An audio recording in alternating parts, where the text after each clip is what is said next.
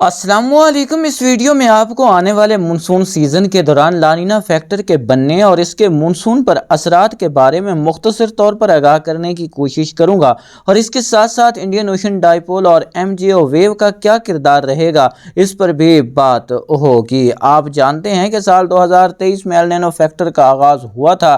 L Nano factor monsoon پر منفی اثرات ڈالتا ہے، اور یہ ہم نے پچھلے مونسون سیزن کے دوران واضح طور پر دیکھا بھی تھا۔ مونسون کے اختتام سے پہلے جو ایٹموسفیئر میں پیٹرن بنا تھا وہ اب تک برقرار ہے، جس کے سبب ایل نینو کی وہ شدت موسم سرما میں ہمیں دیکھنے کو نہیں ملی جو ملنی چاہیے تھی۔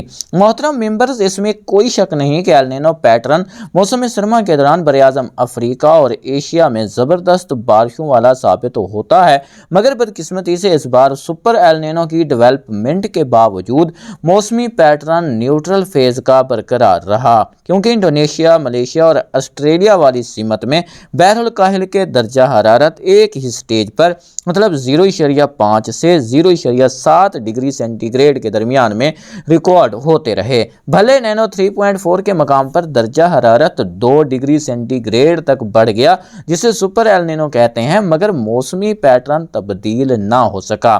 جیسے ہی نینو 3.4 کے درجہ حرارت بڑھے تھے اور مستقل مزاجی سے رہتے، انڈونیشیا، ملیشیا اور آسٹریلیا والی سمت میں بحر الکاہل کے درجہ حرارت منفی میں چلے جاتے، تو پھر تجارتی ہوائیں جو مشرق سے مغرب چل رہی تھیں وہ متاثر ہوتی اور ان کی شدت کم ہو جاتی۔ جیسے ہی تجارتی ہوائیں کمزور ہوتی تو پیرو کے آس پاس ہونے والی اپ ویلنگ بھی متاثر ہوتی، اور اس طرح موسمی پیٹرن تبدیل ہو جاتا، مگر ایسا کچھ بھی نہیں ہوا۔ ایل نینو آسٹریلیا میں شدید خشک سالی اور آگ لگنے کا باعث بنتا ہے، جبکہ افریقہ میں تباہ کن بارشوں اور سیلابی صورتحال کا، مگر اس بار ایسا کچھ نہیں ہوا، بلکہ اس کے الٹ دیکھنے کو ملا۔ مطلب آسٹریلیا میں شدید بارشیں ریکارڈ کی گئیں، جبکہ افریقہ میں شدید خشک سالی کا سامنا رہا۔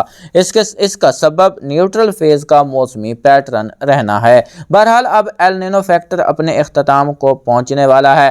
WMO نے اس بار بھی 3 ڈپ لانینا مطلب اگلے 3 سال لانینا کنڈیشن برقرار رہنے کی پیش گوئی کر دی ہے، اور اگلا ایل نینو 2027 میں متوقع ہے۔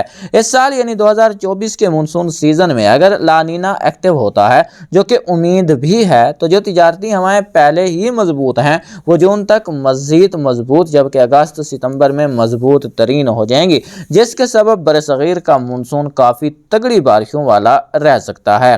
لانینا کے دوران انڈونیشیا، ملیشیا اور آسٹریلیا والی سمت میں بحر الکاہل کے درجہ حرارت 0.5 ڈگری سینٹی گریڈ سے 0.8 ڈگری سینٹی گریڈ، 1.5 یا پھر 2 ڈگری سینٹی گریڈ تک بھی بڑھ جاتے ہیں۔ مطلب یہاں سمندری سطح کا پانی کافی زیادہ گرم ہو جاتا ہے، جس کے سبب یہاں پر ہوا کا طاقتور کم دباؤ بنتا ہے۔ ITCZ بھی انہی علاقوں پر ہوتی ہے، جس کے سبب یہاں بارشوں کی شدت میں اضافہ دیکھا جاتا ہے، اور اس سال کا مونسون بھی پاکستان اور بھارت کے لیے کئی نئی پریشانیوں کا پیش خیمہ ثابت ہو سکتا ہے۔ مارچ سے اکتوبر تک ہماری آب و ہوا مونسون ہواؤں کے زیر اثر رہتی ہے، مطلب ہمارا خطہ اس دوران جنوب مغرب سے آنے والی نمالود ہواؤں کے زیر اثر رہتا ہے۔ اس سال لانینا فیکٹر کی ڈیولپمنٹ اور انڈین اوشن یعنی بحر ہند کا نیوٹرل سے مثبت کردار اور MJO ویو کا بحر ہند اور میری ٹائم کانٹیننٹ پر زیادہ رہنے کے سبب پاکستان اور بھارت میں ایک بار پھر سیلابی صورتحال بن سکتی ہے۔